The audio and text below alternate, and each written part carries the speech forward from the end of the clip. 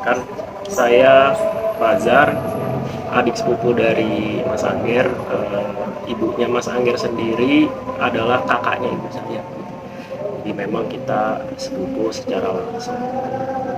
Dan memang kami besar di rumah ini, dan kebetulan terima kasih teman-teman media udah mau datang ke rumah kami ini, ya biarpun mungkin jauh gitu ya di Depok gitu. Cuma terima kasih sudah datang ke sini, sudah meluangkan waktunya. Oke, Mas Fajar sendiri, Mas, mungkin menanggapi tadi hasil dari prosesi ekshumasi seperti apa? Ya tadi proses terjadi tindakan ekshumasi tadi, berikut di otopsi berikut di otopsi di dalamnya gitu ya. Ya mungkin tadi seperti yang teman-teman tahu dijadwalkan di jam 9 pagi gitu ya. Memang persiapannya dari pagi, cuma karena satu dan lain hal mungkin kita nggak tahu ya, di jalan mungkin macet atau apa atau gimana. Mungkin prosesnya baru bisa dimulai tadi sekitar mungkin jam 11 menuju setengah 12 gitu ya. Dan memang sebelumnya pihak kepolisian juga bilang ke kami kalau prosesnya itu nggak memakan waktu lama kok gitu ya.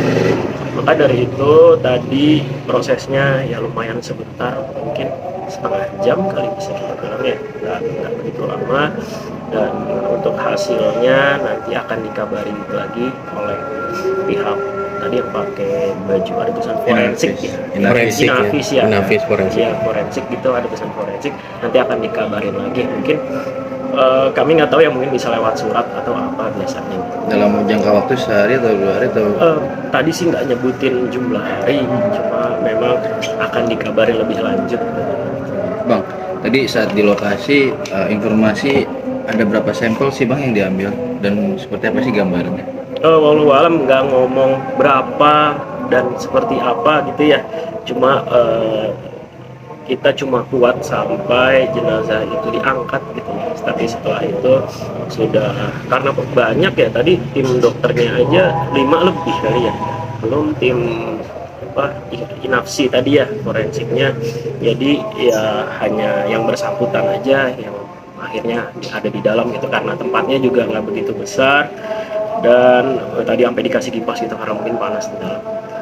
Gitu sih. Seperti apa nih Bang, akhirnya bisa dibilang ya lanjutkan otopsi gitu? Sebelumnya kan sempat katanya nggak mau ya? Iya, sempat menolak mungkin. Kita memang awal waktu hari Minggu itu kan ada prosesi pemakaman ponakan kami dan memang ada yang datang ke rumah dukanya di rumah ibunya ya, di daerah Gudang Turun. Memang ada mungkin polisi kali ya, 2 orang datang itu yang mengarahkan Mas Angger untuk membuat pernyataan, melakukan dia tanya. Tapi karena mungkin saya juga dari jauh gitu, tapi yang saya dengar itu ini mau divisum atau tidak gitu ya. Cuma di situ diarahkan buat surat pernyataan kalau tidak usah divisum dan sudah melepas dengan ikhlas. Nah, tapi akhirnya karena satu dan yang lain hal harus dilakukan proses ini. Awalnya tuh sebenarnya nggak mau ya, karena dimana ya, anak kecil gitu ya Mas ya. Anak kecil, karena kita mungkin saya pribadi nggak pernah tahu soal ini, dan mungkin ngelihatnya di film atau di mana itu terkesan mengerikan gitu, buka di belek jenazahnya gitu ya. Cuma dikasih pas di Polda itu dikasih penyuluhan, Mas Angga juga dikasih penyuluhan sama Polda bahwa ini kita cuma ambil sampel diduganya misalnya tenggelam ya, misalnya di bagian paru saja atau di bagian yang diduga apa, tapi tidak semuanya, tidak dimutilasi, tidak apa, dan tertutup. Nah, kami kira kan jenazahnya itu dibawa ke rumah sakit lagi gitu, pakai pikiran kami ya awam. Cuma ternyata bisa dilakukan di tempat, disiapkan tenda tertutup, dan polisi ya sesuai dengan kata-katanya sih, bukan prosesinya juga sebentar gitu ya, dan memang timnya banyak dan ahli semua. Jadi sempat ada pembelekan juga untuk mengambil sampel untuk dijadikan sampel. Iya, saya kurang tahu untuk itu. Cuma kan pas diangkat, pas mau dilakukan pengambilan sampel, kita nggak ada di situ lagi, bersangkutan aja. Oke. Nah, yang ingin dicari dari otopsi tersebut untuk memastikan bahwa adanya luka lebam tersebut asal mula dari mana atau seperti apa nih bang? Awalnya pengen otopsi kan kita melakukan pelaporan gitu ya, karena kan ada dugaan satu dan lain hal, maka kita melakukan pelaporan. Tapi dari kepolisian sendiri waktu itu saya sama Pak D saya, bapaknya Mas Angger, datang ke Polsek yang di Jakarta Timur, apa namanya ya, Duren apa gitu ya, Duren Sawit ya, ya. Duren Sawit. Di situ polisi kita kalau tidak ada proses visum atau otopsi gitu seperti itu bilangnya, itu agak terhambat penyidikan atau penyelidikannya, itu agak terhambat gitu, karena itu merupakan salah satu alat bukti. Ini jelasin adalah apa 5 gitu, 5 saya kurang paham gitu ya, cuma katanya yang pertama saksi, terus hasil otopsi dan lain sebagainya gitu sih. Makanya mau nggak mau harus dilakukan proses itu, dan demi mencari keadilan juga buat ponakan kami ya. Karena kami pihak keluarga kan, dari keluarga bapaknya itu ingin tahu kenapa sih sebenarnya meninggalnya dan seperti apa prosesnya gitu ya. Apakah meninggalnya nggak diliatin, kok bisa sampai tenggelam itu, kok nggak diawasin gitu, dan siapa yang hadir di situ kita pengen tahu. Cuma memang informasi yang kami dapatkan tuh sangat sedikit sekali, makanya kita minta tolong buat laporan ke Polsek, dan akhirnya dilanjutkan dari Polsek ke Polda oleh Polseknya sendiri yang lapor. Karena kita buat laporan saat itu, pihak Polsek bilang tanpa Bapak membuat laporan pun saya sendiri sudah buat laporan. Kalau soal perihal Kejadian luka lebam yang ada di ada kejanggalan juga nggak sih dari abang terhadap ketika melihat luka lebam di korban? Ada kejanggalan nggak? Wallahu alam ya, saya kalau luka lebam itu saya kurang tahu ada luka lebam. Cuma memang ada yang bilang ada luka lebam, tapi kan waktu itu saya ikut memandikan ya. Memang saya nggak tahu di tangannya kayak ada berwarna lebam biru ya. Terus sama di bagian sini saya prediksi itu pada waktu memandikan. Cuma mungkin kan saya pikirnya ya memang ini ya tenggelam gitu atau gimana, atau mungkin terpleset, mungkin kan di situ kan saya belum pernah ke sana ya. Maksudnya saya lihat di YouTube itu tempatnya tuh perosotan gitu ya, takutnya dia kepleset bagaimana apa gitu. Oh kan kita nggak tahu, makanya minta tolong banget sama polisi, dan alhamdulillah sudah dibantu diproses, dan polisi mungkin prosesnya tuh bagaimana ya, mungkin sedang mengumpulkan alat bukti gitu kali ya, sampai nanti ada proses tertentu. Ada berapa luka lebam bang yang abang ketahui saat abang memandikan? Dan areanya ada di mana aja bang? Yang saya perhatikan Iya. pada saat saya melihat memandikannya juga ada di sekitar tangan sama di Tangan sini, bagian mana bang? sebelah kiri. sebelah kiri sama di leher sini. Iya, di sini sih saya lihat. Nah, saya juga dapat informasi dari media juga, maksudnya dari tangan media, bahwa luka tersebut adalah hasil dari inisiatif atau tindakan respon secara spontan dari orang tua untuk mencoba meminta respon pada anaknya. Gitu. Nah, melihat informasi tersebut seperti apa nih bang? Apakah Ya mungkin saya baru tahu juga informasi ini dari teman-teman media ya. Mungkin saat itu kan pihak keluarga bapak ini juga nggak tahu kejadian sebenarnya tuh seperti apa gitu. Makanya di sini kita ingin apa, makanya kadang ada tagarnya apa, justice for Dante ya, ingin mencari keadilan untuk ponakan kami yang bernama Andante. Ingin tahu gitu, katanya luka lebamnya juga dari pihak yang ingin membangunkan, juga saya juga nggak tahu gitu ya, baru dengar juga. Cuma ya akan lebih baik gitu ya kalau memang ditemukan yang sebenar-benarnya. Mas, tapi kalau terkait CCTV mungkin Mas sudah pernah melihat atau gimana? Belum, saya belum melihat, karena pada saat saya ke Polsek Duren Sawit itu, saya ke Polsek Duren Sawit, pihak Polsek bilang kami belum menerima rekaman CCTV gitu ya. Nah baru beberapa hari kemudian saya mencoba hubungin pihak Polres, katanya memang DVR-nya ya, yang alatnya itu sudah diberikan ke polisi. Gitu. Jadi mungkin dari setelah itu kan masuk ke Polda, nah alatnya katanya sudah diamankan di Polda untuk dijadikan alat bukti. Jadi sampai sekarang dari kemarin ingin melihat pun juga memang belum bisa dikasih lihat sama polisi, sampai mungkin ya akhirnya kita mau dilakukan proses apa tadi namanya, ekshumasi ya, Ekshumasi dan otopsi. ekshumasi dan otopsi, ya demi melihat yang sebenarnya terjadi juga. Tapi Mas di sini mungkin melihat kejanggalan-kejanggalan yang terjadi nggak sih Mas? Menurut Mas?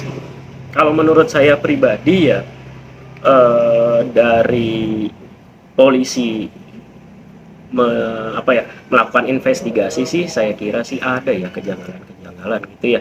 Cuma saya nggak mau berasumsi juga, nggak mau berandai-andai karena takutnya suudzon. Kan kalau kita suudzon, kalau kita nggak benar nanti akan balik ke kita sendiri gitu ya. Makanya kita nggak mau ada itu, makanya ya biar pihak yang bisa membuktikan itu yang membuktikan. Tapi Dante sendiri bisa berenang nggak sih? Sebenarnya katanya bisa, sudah belajar berenang dari bayi ya berenang. Kalau dari pihak bapaknya sendiri sebenarnya ya, dari saya pribadi saya nggak pernah lihat Dante berenang gitu. Bahkan tahu saya Dante nggak suka berenang. Cuma mungkin ya kan, kan sudah bercerai ya sama ibunya, kita nggak tahu mungkin dilesin renang kah atau apa, atau kita nggak tahu ya cuma dari pihak sana. Cuma kalau dari yang kita tahu gitu ya, memang pernah berenang waktu kecil gitu, maksudnya diajak ya berenang itu anak-anak bayi gitu, memang pernah. Cuma kalau udah pas gedean dikit, saya sih nggak pernah tahu itu. Bahkan setahu saya tuh ya nggak suka berenang gitu ya. Itu nggak pernah rutin juga, mungkin berapa bulan sekali, setahun atau Enggak, kalau dari keluarga bapaknya sih nggak pernah ya, cuma nggak Oke. tahu saya. Bang, sorry nih. Bukan ini ya, kita sedikit mundur dulu. Sudah berapa lama sih pisah antara Ibu Dante dan Seingat saya setelah COVID setahun, 2021 ya, seingat saya ya, prosesnya 2021. berarti baru berjalan 2 tahun bisa 2 dikatakan tahun ya? lebih dikit lah, Dikit. iya. Nah, sedangkan usia Dante saat ini Meninggalnya di 6 tahun. Di 6 kemarin. tahun. Baru ulang tahun tuh bulan Desember kemarin. berarti bisa dapat dikatakan kan, kalau kita melihat anak biasanya dalam perceraian itu adalah hak asuh anak jatuh kepada ibunya. Berarti baru 2 tahun di tangan ibunya ya. Iya, 2 tahun. Tapi selama 2 tahun itu sering ada main juga nggak sih Dante ke sini atau ke sana gitu. Jadi untuk melihat juga nih bapaknya nih kunjungan. Awalnya mungkin setelah persidangan, kita kan nggak tahu ya, mungkin udah urusan rumah tangga Nggak, gitu ya. sebelum meninggal nih. Iya, kalau sebelum meninggal memang kan pokoknya setelah bercerai itu sempat main, cuma ya ada sedikit masalah gitu ya. Nah akhirnya nggak dikasih ke pihak keluarga bapaknya. Tapi qadarullah selama sebulan terakhir itu si kakak, manggil kakak ya, kakak Dante ini telepon ke bapaknya, mau ketemu bapak gitu. Kakak emang apa kabar kayak gitu ya, saya menyaksikan. Terus akhirnya ya qadarullah dikasih main lah ke tempat kita, dikasih main, dan di situ setahu saya minta belikan mainan ini mainan itu gitu ya. Dan udah beda sama dulu kan masih apa ya namanya, anak kecil mungkin ngomongnya masih belepotan ya, berbata-bata. Tapi ini ngomongnya udah lancar gitu ya. Kakak mau ini, akhirnya dibeliin handphone sama bapaknya gitu setahu saya. Terus sempet juga main game apa tuh, Roblox tuh ya, bapak mabar gitu, udah sering ngajak bapaknya main bareng gitu. Dan yang setahu saya yang agak ini, antara di hari kejadian atau sehari sebelumnya itu Dante bapak mabar gitu, saya ingat setahu saya ngajakin bapaknya mabar, cuma ya qadarullah bapaknya lagi tidur gitu. Pas bangun tadi kenapa nelpon, kayak udah nggak dibalas lagi segala macam, ya tiba-tiba dapat kabar seperti itu. Tuh, makanya mungkin sempat juga dilesin bahasa Inggris di daerah Cipete gitu. Terus ya dibeliin main kereta-keretaan gitulah yang dia pengen. Tapi Bang, untuk komunikasi antar kedua orang tua untuk anaknya nih, kayak misalkan tadi private bahasa Inggris, mungkin juga ada private renang atau yang lainnya, itu selalu ada komunikasi nggak sih antar kedua keluarga dari ayah ataupun ibu? Ayah, ya benar. Oke, kalau dari pihak bapaknya sih, ya baru-baru ini aja pas les bahasa Inggris, makanya dikasih tahu ke sana, ya kita udah didaftarin les bahasa Inggris, ini udah dibelikan handphone biar bisa main game sama teman-teman, gitu aja sih, gitu ya komunikasinya seperti itu. Sorry, untuk mempertegas juga kan pengakuan di media juga banyak bahwa dari ibu ya, itu dari kekasihnya ya kalau nggak salah ya, dititipan nggak? Ya nggak? Belum tahu, maksudnya nggak bisa menduga juga kita. Tapi kita kalau menyampaikan itu dari cara dia menitipkan anak terhadap orang yang dianggap dipercaya, tapi Nah itu dia mas ya, maksudnya kalau dari media kan banyak titipan ke ini ke itu ya, maksudnya kalau kami sendiri ya dari pihak keluarga ya kurang setuju gitu kalau misalnya dengan gitu. kalau kita kurang setuju kalau misalnya memang saya misalnya sendiri punya anak gitu ya, terus dititipkan misalnya ke siapa, nanti dia terus diajak kemana gitu ya. Mungkin sebagai seorang bapak sama seorang ibu, setahu saya yang lebih khawatir biasanya ibunya ya, gitu kan ya, khawatirnya gimana anak saya gini. Nah tapi ya mungkin qadarullah juga ya, memang jalannya caranya begitu gitu mungkin ya mas.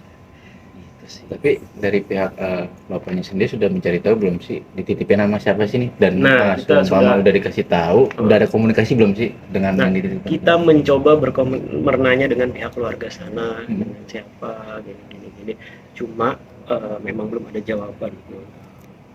Tidak menjawab atau tidak belum ada jawaban. Alasannya apa kata dia? Kan biasanya kalau ada alasan untuk tempat lain, makanya saya juga kurang tahu. Cuma kita buktiin aja gitu nih polisi, kalau memang tidak ngasih tahu gitu ya, ayo kita tegaskan di kepolisian yang pihak yang bisa membuktikan gitu. Kan kalau pihak keluarga mencari sana cari sini juga dari kemarin sampai kita sempat ke kolam renang itu ya, kolam renang, karena ya usaha ikhtiar kita untuk mencari tahu penyebab terjadinya yang sebenarnya. Tapi sampai sana ketemu pengelola kolam renang, dia sampai cerita kolam renangnya ditutup sementara gitu ya. Saya cerita sama dia, karena yang datang setelah dibuka, yang datang tuh cuma 20-30 orang katanya nih, ya omsetnya menurun gitu ya. Maksudnya saya paham juga kan itu hajat hidup orang banyak ya, jadinya banyak yang kerja di sana, jadi nggak ada pemasukan gitu. Dan dia sampai dia khawatir gitu ke depannya gimana, karena takut cerita orang, kolam renangnya horor, ada apa gitu ya, ada yang meninggal di sana, jadi nggak main lagi gitu. Ya memang juga kita kan ikhtiar kita ke sana mencari CCTV, cuma memang ternyata sudah diserahkan, polisi sudah datang ke sana, sudah diserahkan beserta alatnya gitu. Mungkin menurut polisi biar tidak disalahgunakan oleh siapapun, mendingan diamankan oleh polisi untuk menjadi alat bukti. Selain menanyakan hal CCTV ke pihak pengelola, ada komunikasi apa saat abang dan ayah ke sana? Ya itu aja sih komunikasinya, tentang ya omset dia menurun. Kronologis terhadap korban ini mencari tahu kan, ini sebenarnya seperti apa sih? Mencari tahu nggak di sana? Belum maksudnya pihak pengelola pun belum ngasih tahu detailnya, karena kan mungkin beliau ini bukan yang ada di situ gitu, maksudnya nggak melihat kali ya atau gimana, dia cuma manajernya mungkin ya di situ ya, jadinya dia yang pihak yang bertanggung jawab berbicara gitu. Dan memang dia bilang saya siap bekerja sama dengan pihak korban untuk mengusut hal ini, biar nanti dijadikan saksi atau apa, dia bersedia, kemarin ngomongnya seperti itu. Dan kalau nggak salah sudah dipanggil juga, saya nggak tahu. Ada saksi nggak bang, kayak misalnya petugas saat dia bekerja di situ gitu bang? Nah kemarin kebetulan saya ke sana itu, Pak D saya yang ke sana gitu.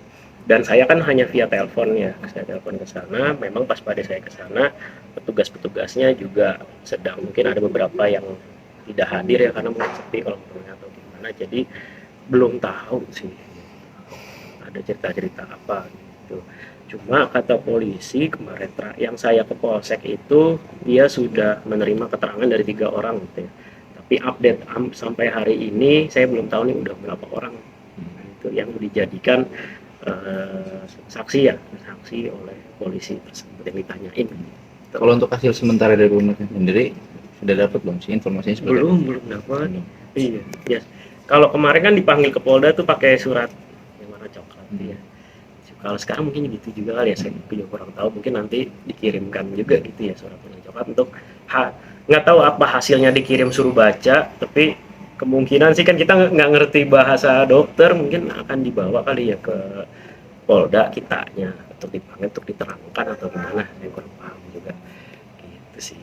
kan sekarang menjadi point of view-nya adalah luka lebam nih bang terhadap Dante ya kan. Saat ini netizen jadi kayak kurang aware lagi kepada sang ibu karena dengan alasan yang seperti tadi dibicarakan sama kita tuh yang dibilang mencoba merespon. Tapi kan memang ada pro dan kontra ya kan.